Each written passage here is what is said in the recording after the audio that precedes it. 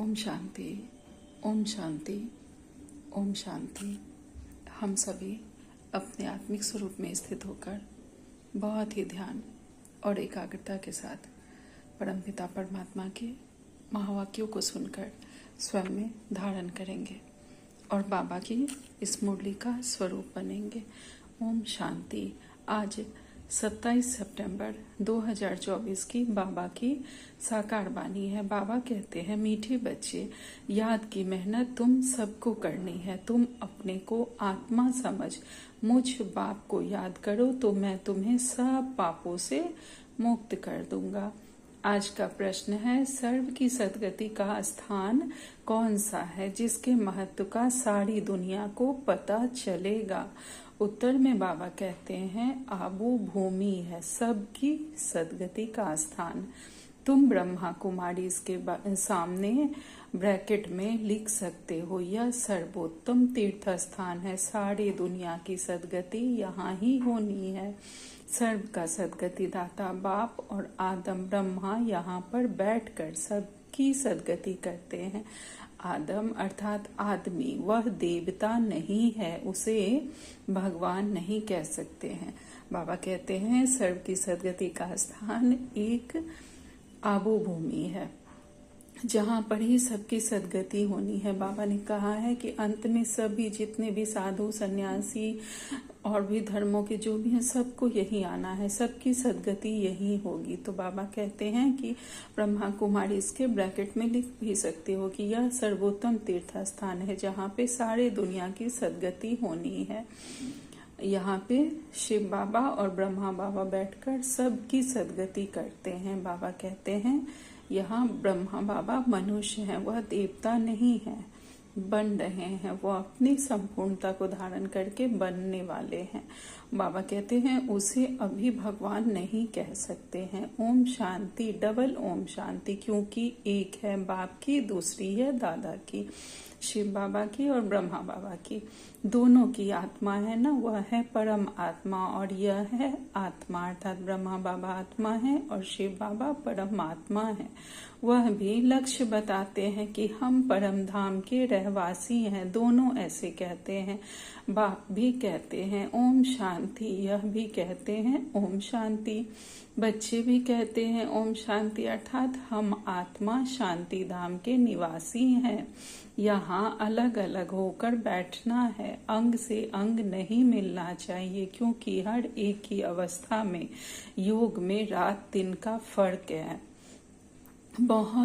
कोई बहुत अच्छा याद करते हैं, कोई बिल्कुल भी याद नहीं करते। बाबा कहते हैं हर बच्चों की अवस्था अलग है, इसलिए अलग होकर बैठना है और सब अपनी अपनी रीति से पुरुषार्थ करते हैं। कोई है जो बहुत याद करते हैं, कोई बिल्कुल नहीं करते। तो बाबा कहते हैं, तो जो बिल्कुल याद नहीं करते वह है पाप आत्मा, तमो प्रधान, और जो याद करते हैं वह हो गए पुण्य आत्मा, सतो प्रधान। बहुत फर्क हो गया ना। घर में भल इकट्ठे रहते हैं परंतु फर्क तो पड़ता है ना, इसलिए ही तो भागवत में आसुरी नाम गाए हुए हैं। इस समय की ही बात है। बाप बैठ बच्चों को समझाते हैं। यह है ईश्वरीय चरित्र जो भक्ति मार्ग में गाते हैं। बाबा जो हमें पढ़ा रहे हैं वह ईश्वरीय चरित्र की बात पढ़ा रहे हैं कि कैसे हम इन दैवी गुणों को धारण करके देवता बनेंगे, और इसी का गुणगान भक्ति मार्ग में हम गाते थे। सतयुग में तो कुछ भी याद नहीं रहेगा, सब भूल जाएंगे। बाप अभी ही शिक्षा देते हैं।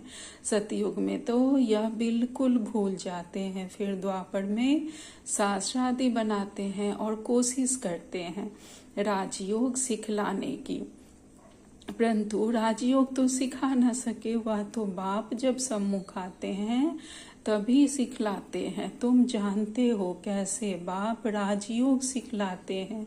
फिर 5000 वर्ष बाद आकर ऐसे ही कहेंगे, मीठे मीठे रूहानी बच्चों, ऐसे कभी भी कोई मनुष्य को कह न सके। जैसे बाबा हमारे कहते हैं वैसे तो कोई मनुष्य नहीं कह सकते, कोई साधु सन्यासी नहीं कह सकते, ना देवताएं देवताओं को कह सकते हैं, देवता भी एक दूसरे को ऐसे नहीं कह सकते इतने प्यार से। तो बाबा कहते हैं एक रूहानी बाप ही रूहानी बच्चों को कहते हैं, एक बार पाठ बजाया फिर 5000 वर्ष बाद पाठ बजाएंगे, क्योंकि फिर तुम सीढ़ी उतरते हो ना। तुम्हारी बुद्धि में अब आदि मध्य अंत का राज है। जानते हो शांति धाम अथवा परम धाम। हम आत्माएं भिन्न भिन्न धर्म की सब नंबरवार वहाँ रहती हैं शांति धाम में। निराकारी दुनिया में जैसे स्टार्स देखते हो ना कैसे खड़े हैं, कुछ देखने में नहीं आता, ऊपर में कोई चीज नहीं है, ब्रह्म तत्व है। यहाँ तुम धरती पर खड़े हो, यह है कर्म क्षेत्र, यहाँ आकर शरीर लेकर कर्म करते हो। बाप ने समझाया है तुम जब मेरे से वर्षा पाते हो तो 21 जन्म तुम्हारे कर्म अकर्म हो जाते हैं, अर्थात वहाँ कोई लेखा जोखा नहीं रहता है, क्योंकि वहाँ रावण राज्य तो है ही नहीं, वह है ईश्वरीय राज्य जो अब ईश्वर स्थापन कर रहे हैं। बच्चों को समझाते रहते हैं शिव बाबा को याद करो तो स्वर्ग के मालिक बनो। स्वर्ग शिव बाबा ने स्थापन किया ना, तो शिव बाबा को और सुख धाम को याद करो। पहले पहले शांति धाम को याद करो तो चक्र भी याद आएगा। बच्चे भूल जाते हैं, इसलिए घड़ी घड़ी याद कराना पड़ता है। हे मीठे मीठे बच्चों, अपने को आत्मा समझो और अपने बाप को याद करो, तो ही तुम्हारे पाप कर्म भस्म होंगे। प्रतिज्ञा करते हैं तुम याद करेंगे तो पापों से मुक्त करूंगा। बाबा ने हम सबको वादा किया है कि जितना जितना हम बाबा की याद में रहेंगे हम सबको बाबा पाप कर्मों से मुक्त कर देंगे। बाप ही पतित पावन सर्वशक्तिवान अथॉरिटी है, उनको वर्ल्ड ऑलमाइटी अथॉरिटी कहा जाता है। वह सारे सृष्टि के आदि मध्य अंत को जानते हैं, वेदों शास्त्रों आदि सब को जानते हैं। वह तो कहते हैं इनमें कोई सार नहीं है।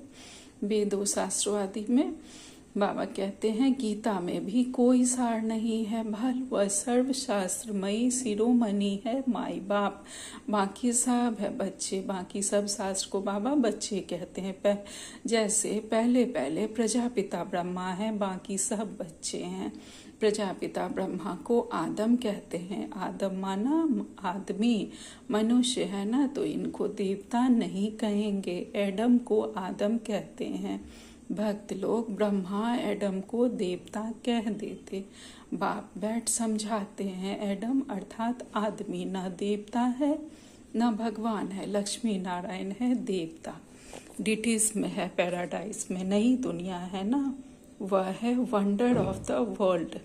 बाकी तो वह सब है माया के वंडर। द्वापर के बाद माया के वंडर होते हैं, ईश्वरीय वंडर है हेवन, स्वर्ग जो बाप ही स्थापन करते हैं। अभी स्थापन हो रहा है। यह जो दिलवाड़ा मंदिर है इसकी वैल्यूज का किसको भी पता नहीं है। मनुष्य यात्रा करने जाते हैं तो सबसे अच्छा तीर्थ स्थान वह है। तुम लिखते हो ना प्रजापिता ईश्वरीय विश्वविद्यालय आबू पर्वत, तो ब्रैकेट में यह भी लिखना चाहिए सर्वोत्तम तीर्थ स्थान, क्योंकि तुम जानते हो सर्व की सदगति यहाँ से ही होती है, यह कोई जानते नहीं। जैसे सर्वशास्त्रमय शिरोमणि गीता है, वैसे सर्व तीर्थों में श्रेष्ठ आबू तीर्थ है। तो मनुष्य पढ़ेंगे अटेंशन जाएगा। सारे वर्ल्ड के तीर्थों में यह है सबसे बड़ा तीर्थ, जहाँ बाप बैठ सबकी सदगति करते हैं। तीर्थ तो बहुत हो गए हैं, गांधी की समाधि को भी तीर्थ समझते हैं, सब जाकर वहाँ फूल आदि चढ़ाते हैं, उनको कुछ भी पता नहीं है। तुम बच्चे जानते हो ना, तुमको यहाँ बैठ दिल अंदर बड़ी खुशी होनी चाहिए। हम हेवन की स्थापना कर रहे हैं। अब बाप कहते हैं अपने को आत्मा समझ मुझे याद करो। पढ़ाई भी बहुत सहज है, कुछ भी खर्चा नहीं लगता। तुम्हारी मम्मा को 1 पाई खर्चा लगा, बिगर कौड़ी खर्चा कितनी होशियार नंबर 1 बन गई, राजयोगिन बन गई ना। मम्मा जैसी कोई भी नहीं निकली है। बाबा कहते हैं आत्माओं को ही बाप पढ़ाते हैं, आत्माओं को ही राज्य मिलता है, आत्मा ने ही राज्य गवाया है। इतनी छोटी सी आत्मा कितना काम करती है। बूढ़े ते बुरा काम है विकार में जाना। आत्मा 84 जन्मों का पाठ बजाती है। छोटी सी आत्मा में कितनी ताकत है, सारे विश्व पर राज्य करती है। इन देवताओं की आत्मा में कितनी ताकत है। हर एक धर्म में अपनी अपनी ताकत होती है ना। क्रिश्चियन धर्म में कितनी ताकत है, आत्मा में ताकत है जो शरीर द्वारा कर्म करती है। आत्मा ही यहाँ आकर इस कर्म क्षेत्र पर कर्म करती है। आत्मा ही इस कर्म क्षेत्र पर आकर शरीर द्वारा कर्म करती है, अपना अपना पार्ट बजाती है। बाबा कहते हैं वहाँ बुरा कर्म होता नहीं। आत्मा विकारी मार्ग में जाती ही तब है जब रावण राज्य होता है। मनुष्य तो कह देते विकार सदैव है ही, तुम समझा सकते हो। वहाँ रावण राज्य ही नहीं तो विकार हो कैसे सकते। वहाँ है ही योग बल। भारत का राजयोग मशहूर है, बहुत सीखना चाहते हैं, परंतु जब तुम सिखलाओ और तो कोई सिखला ना सके। जैसे महर्षि था, कितनी मेहनत करता था योग सिखलाने के लिए, परंतु दुनिया थोड़ी ही जानती कि यह हठ योगी राजयोग कैसे सिखलाएंगे। चिन्मयानंद के पास कितने जाते हैं। एक बार वह कह दे कि सचमुच भारत का प्राचीन राजयोग सिवाय बीके के कोई भी सिखला नहीं सकते तो बस, परंतु ऐसा कायदा नहीं है जो अभी यह आवाज हो। सब थोड़े ही समझेंगे, बड़ी मेहनत है, महिमा भी होगी पिछाड़ी में। कहते हैं ना अहो प्रभु, अहो शिव बाबा आपकी लीला। बाबा कहते हैं सभी साधु सन्यासी समझेंगे, जबकि अब समझने लगे। अब कितना सब कहते हैं कि ब्रह्मा कुमारी जो कहते हैं वह बिल्कुल सही है। तो वही समय, अब पिछाड़ी का समय आ गया है जो सब बाबा के ज्ञान को मानने लगे हैं। तो बाबा कहते हैं अभी तुम समझते हो, तुम्हारे सिवाय बाप को सुप्रीम बाप, सुप्रीम टीचर, सुप्रीम सतगुरु और कोई समझते नहीं। यहाँ भी बहुत है जिनको चलते चलते माया हैरान कर देती है, तो बिल्कुल बेसमझ बन पड़ते हैं। बड़ी मंजिल है, युद्ध का मैदान है, इसमें माया बहुत विघ्न डालती है। वो लोग विनाश के लिए तैयारी कर रहे हैं, तुम यहाँ 5 विकारों पर जीतने के लिए पुरुषार्थ कर रहे हो। तुम विजय के लिए, वह विनाश के लिए पुरुषार्थ कर रहे हैं। दोनों काम इकट्ठा होगा ना, अभी टाइम पड़ा है। हमारा राज्य थोड़े ही स्थापन हुआ है, राजाएं प्रजा अभी सब बनने हैं। तुम आधा कल्प के लिए बाप से वर्षा लेते हो, बाकी मोक्ष तो कोई को मिलता नहीं। वह लोग भल कहते हैं फलाने ने मोक्ष को पाया, मरने के बाद उनको थोड़े ही मालूम है कि कहाँ गया। ऐसे ही घपोड़े मारते रहते हैं। तुम जानते हो जो शरीर छोड़ते हैं वह फिर दूसरा शरीर जरूर लेंगे, मोक्ष पा नहीं सकते। जो भी भक्ति मार्ग में है, बाबा कहते वह मोक्ष पा नहीं सकते, उन्हें फिर दूसरा जन्म लेना है। ऐसे नहीं कि बुदबुदा पानी में लीन हो जाता है। बाप कहते हैं यह शास्त्र आदि सब भक्ति मार्ग की सामग्री है। तुम बच्चे सम्मुख सुनते हो, गर्म गर्म हलवा खाते हो। सबसे जास्ती गर्म हलवा कौन खाते हैं? ब्रह्मा। यह तो बिल्कुल उनके बाजू में बैठे हैं। झट सुनते हैं और धारण करते हैं, अर्थात ज्ञान की जो बात होती है वह सबसे पहले ब्रह्मा बाबा सुनते हैं और से धारण करते हैं, फिर यही ऊंच पद पाते हैं। अर्थात ब्रह्मा बाबा ही गर्म गर्म हलवा खाते हैं। ज्ञान जो सबसे फ्रेश रहता है तो सबसे पहले बाबा ही धारण करते हैं सुनकर। तो बाबा कहते हैं फिर यही ऊंच पद भी पाते हैं, सूक्ष्म वतन में बैकुंठ में इनका ही साक्षात्कार करते हैं। यहाँ भी उनको ही देखते हैं इन आंखों से। बाप पढ़ाते तो सबको है, बाकी है याद की मेहनत। याद में रहना जैसे तुमको डिफिकल्ट लगता है वैसे इनको भी।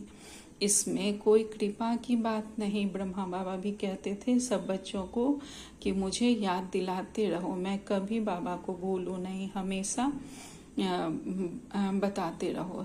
तो बाबा भी कहते हैं कि याद में रहना इनको भी, जैसे तुम्हें डिफिकल्ट लगता है इन्हें भी लगता था कि कहीं मैं बाबा को भूल ना जाऊं। हर कार्य करते समय नहाते थे तो मैं शिव बाबा के रथ को नहला रहा हूँ, मैं शिव बाबा के रथ को भोजन करवा रहा हूँ, ऐसे सोचते थे।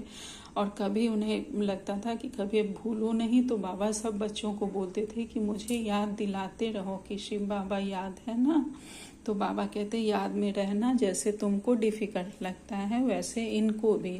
इसमें कोई कृपा की बात नहीं। बाप कहते हैं हमने लोन लिया है, उनका हिसाब किताब दे देंगे, बाकी याद का पुरुषार्थ तो इनको भी करना है।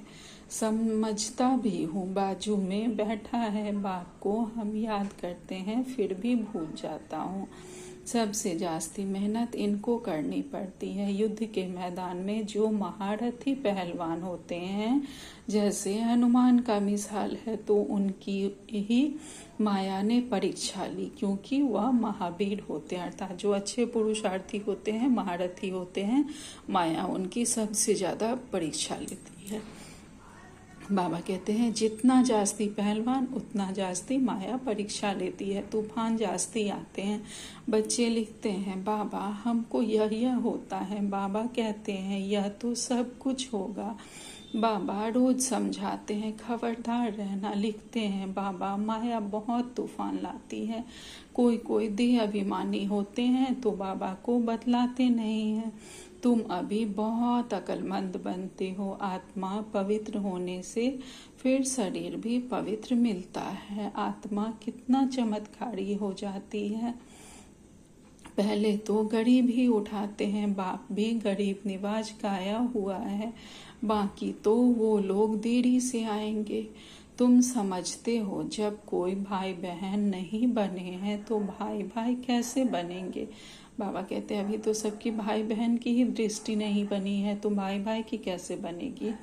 प्रजापिता ब्रह्मा की संतान तो भाई बहन ठहरे ना। फिर बाप समझाते हैं कि भाई भाई समझो, यह है पिछाड़ी का संबंध, फिर ऊपर भी भाइयों से जाकर मिलेंगे। फिर सतयुग में नया संबंध शुरू होगा, वहां पर साला चाचा मामा आदि बहुत संबंध नहीं होते, संबंध बहुत हल्का होता है, फिर बढ़ता जाता है। अब तो बाप कहते हैं भाई बहन भी नहीं, भाई भाई समझना है, नाम रूप से भी निकल जाना है। बाप कईयों आत्माओं को ही पढ़ाते हैं। प्रजापिता ब्रह्मा है तब भाई बहन है ना। श्री कृष्ण तो खुद ही बच्चा है, वह कैसे भाई भाई बनाएंगे। गीता में भी यह बातें नहीं है, यह है बिल्कुल न्यारा ज्ञान। ड्रामा में सब नोंद है, एक सेकेंड का पार्ट न मिले दूसरे से। कितने मास, कितने घंटे, कितने दिन पास होने हैं, फिर 5000 वर्ष बाद ऐसे ही पास होंगे। कम बुद्धि वाले तो इतनी धारणा कर न सके। बाप कहते हैं यह तो बहुत सहज है, अपने को आत्मा समझो, बेहद के बाप को याद करो। पुरानी दुनिया का विनाश भी होना है। बाप कहते हैं मैं आता ही तब हूँ जब कि संगम है, तुम ही देवी देवता थे। यह जानते हो कि जब इनका राज्य था तब और कोई धर्म नहीं था, अभी तो इन्हों का राज्य है नहीं। अच्छा, मीठे मीठे से खिलते बच्चों प्रति माता पिता बाप दादा का याद प्यार और गुड मॉर्निंग। रूहानी बाप के रूहानी बच्चों को नमस्ते। हम सब रूहानी बच्चों के रूहानी माता पिता बाप दादा को याद प्यार गुड मॉर्निंग और नमस्ते नमस्ते नमस्ते। शुक्रिया मेरे मीठे प्यारे बाबा, आपका लाख लाख शुक्रिया। आज धारणा के लिए मुख्य सार में बाबा ने पहली पॉइंट कही है, अब पिछाड़ी का समय है, वापस घर चलना है, इसलिए अपनी बुद्धि नाम रूप से निकाल देनी है। हम आत्मा भाई भाई हैं, यह अभ्यास करना है, देह अभिमान में नहीं आना है। दूसरी पॉइंट में बाबा कहते हैं हर एक की अवस्था और योग में रात दिन का फर्क है, इसलिए अलग अलग होकर बैठना है। अंग से अंग ना लगे, पुण्य आत्मा बनने के लिए याद की मेहनत करनी है। आज बाबा ने हमें वरदान दिया है, ज्ञानी तू आत्मा भव। बाप के प्यार में अपनी मूल कमजोरी को कुर्बान करने वाले ज्ञानी तू आत्मा भव।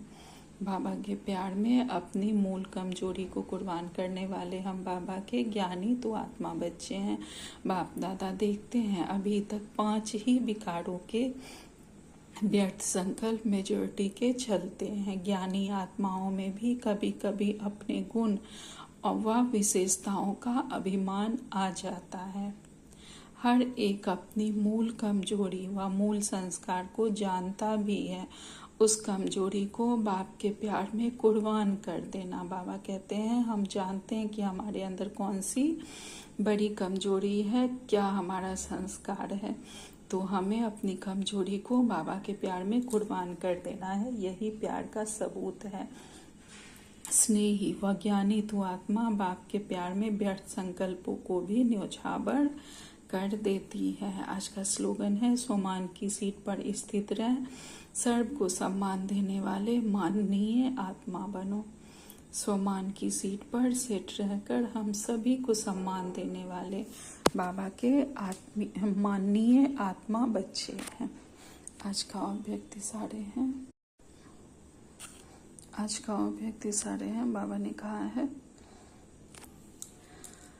ऐसे सर्वंश त्यागी बन, सदा हर श्रेष्ठ कार्य में सेवा को सफलता के कार्य में, ब्राह्मण आत्माओं की उन्नति के कार्य में, कमजोरी व व्यर्थ वातावरण को बदलने के कार्य में जिम्मेवार समझ कर चलो। हद के कर्म का हद के फल पाने की अल्पकाल की इच्छा से इच्छा मात्रम अविद्या बनो, तो सदा प्रत्यक्ष फल खाने वाले सदा मन दुरुस्त होंगे, सदा स्वस्थ होंगे, सदा मन मनाभव होंगे।